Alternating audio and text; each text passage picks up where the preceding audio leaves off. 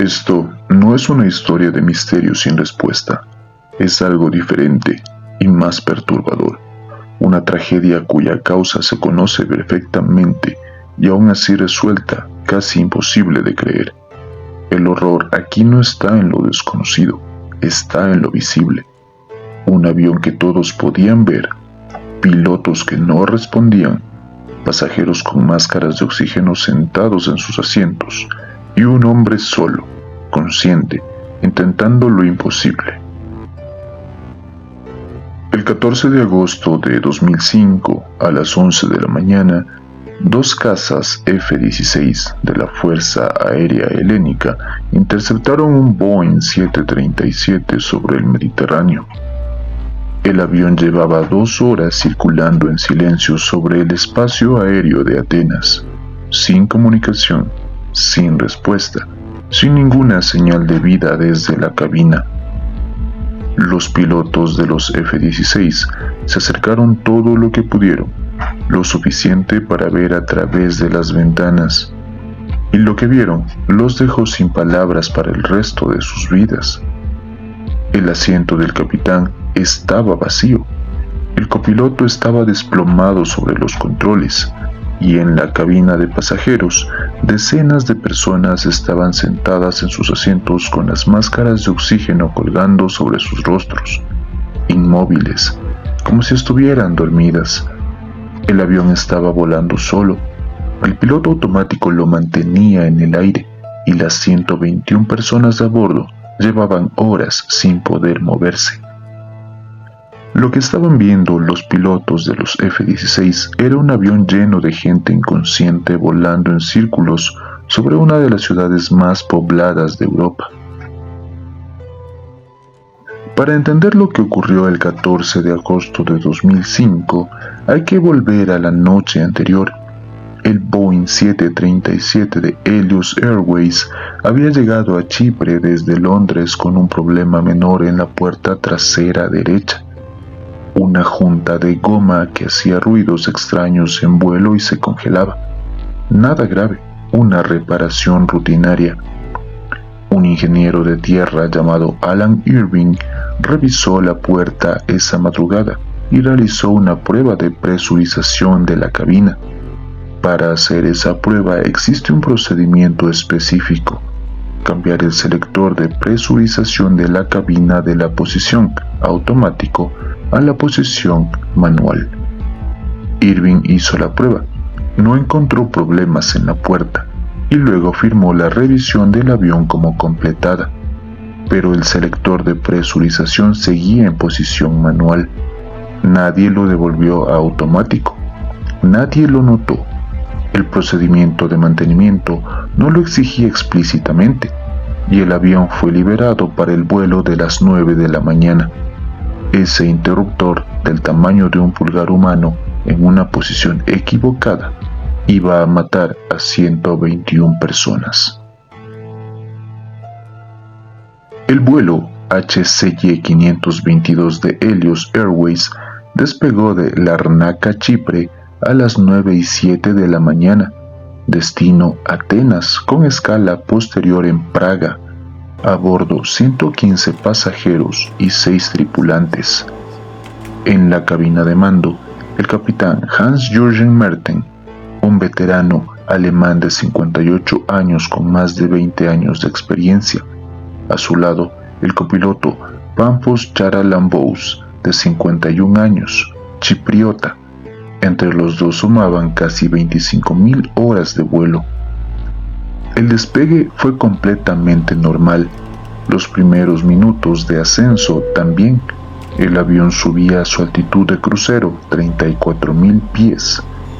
Pero mientras subía, algo estaba ocurriendo dentro de la cabina que nadie notaba.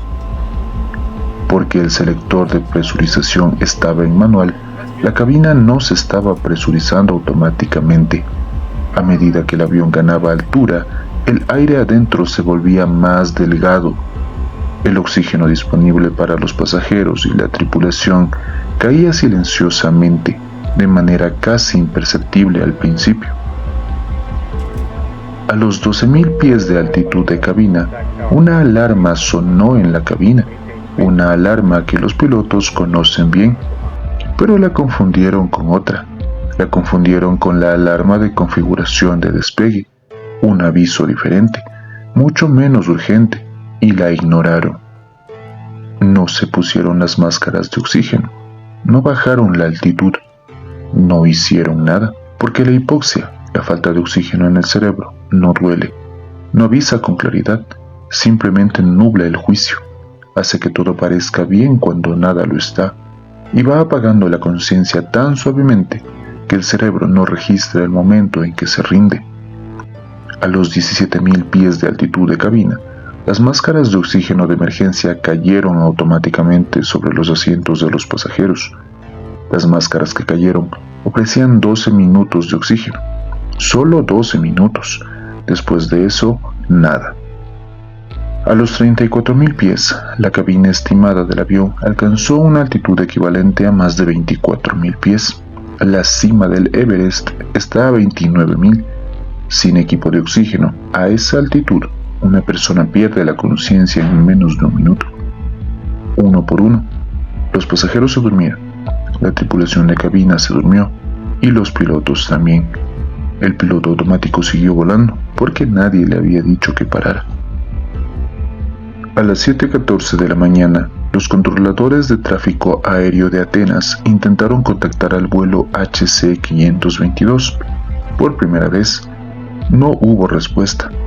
Entre las 7:13 y las 7:49 de la mañana, los controladores llamaron al avión 11 veces en la frecuencia normal, 5 veces en la frecuencia de emergencia internacional. Otro avión también intentó contactarlos, y nada. El Boeing 737 de Helios pasó sobre el punto de descenso para Atenas y siguió volando.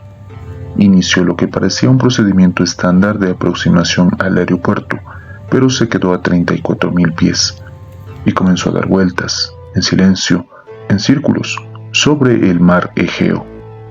A las 9:07, el Centro de Operaciones Nacional de Grecia fue alertado.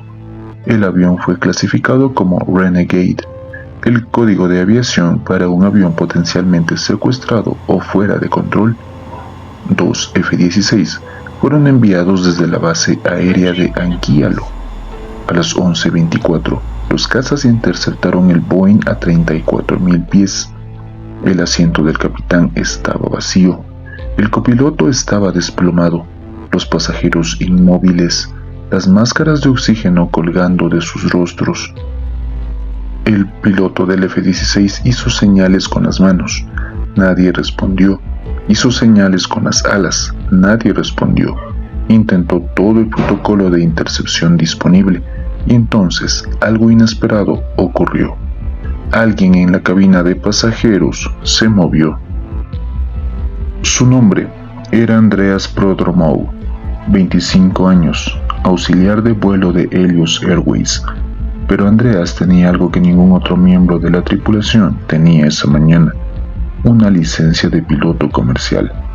No era piloto del Boeing 737, no estaba certificado para volar ese avión específico, pero sabía lo suficiente como para entender lo que estaba pasando.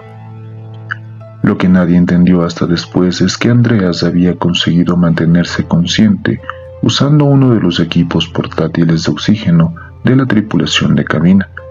Mientras todos a su alrededor se dormían, Andreas seguía despierto, solo, en un avión a 34.000 pies sobre el Mediterráneo, lleno de 120 personas inconscientes.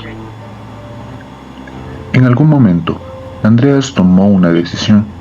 Caminó por el pasillo, pasó junto a sus compañeros dormidos, abrió la puerta de la cabina de mando y se sentó frente a los controles de un avión que no sabía volar completamente. A las 8:54 de la mañana, la grabadora de voz de la cabina registró algo, una voz débil, casi un susurro, transmitiendo en la frecuencia de emergencia: Mayday, Mayday, Mayday. Helios Airways, vuelo 522, Atenas. Y luego, nada inteligible. Era Andreas, intentando decirle al mundo lo que estaba pasando. con lo poco que le quedaba. Pero para entonces los motores del Boeing llevaban demasiado tiempo en el aire, el combustible se agotaba, y sin combustible ninguna habilidad de pilotaje en el mundo puede salvar un avión. A las 8:59 el motor derecho se apagó, segundos después el izquierdo también. El Boeing 737 comenzó a descender sin potencia, sin control efectivo. Los F-16 lo seguían desde abajo, impotentes. A las 9:03 de la mañana del 14 de agosto de 2005, el vuelo HCE 522 de Helios Airways impactó contra una ladera en las cercanías del pueblo de Gramático, a 33 kilómetros al noroeste del Aeropuerto Internacional de Atenas. No hubo supervivientes, los 121 ocupantes murieron. Fue el accidente aéreo más mortífero de la historia de Grecia. El avión que todos podían ver, las personas que todos podían ver, y nadie pudo hacer nada. La investigación posterior fue devastadora en sus conclusiones. No fue un fallo mecánico inevitable, no fue mala suerte, fue una cadena de errores humanos que nadie atajó a tiempo.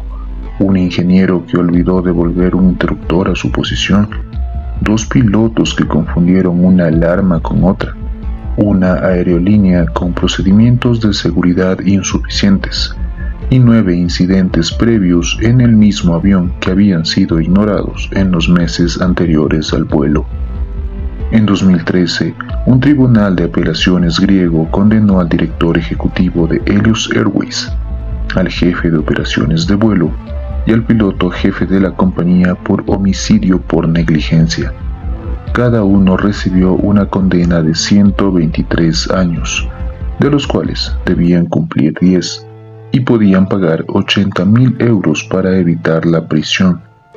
Como consecuencia directa de este accidente, la Administración Federal de Aviación de los Estados Unidos exigió que todos los Boeing 737 instalaran luces de advertencia separadas para diferenciar entre los distintos tipos de alarma en cabina, una medida que debería haber existido décadas antes.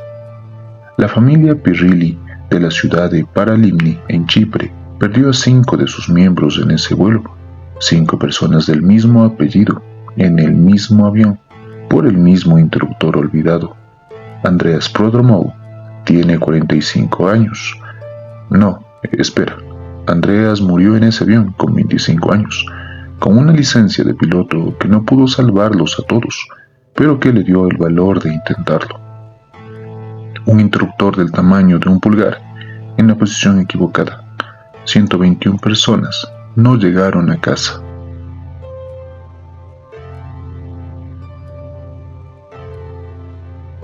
El caso del Helios 522 no es un misterio sin resolver, es algo diferente, es una tragedia perfectamente explicada, que de alguna manera resulta más difícil de aceptar que un misterio. ¿Qué te parece que debería haber pasado diferente? Cuéntanos en los comentarios, suscríbete, activa la campana y recuerda a los 121 del Helios 522 mientras nosotros seguimos tras la última pista. Hasta la próxima.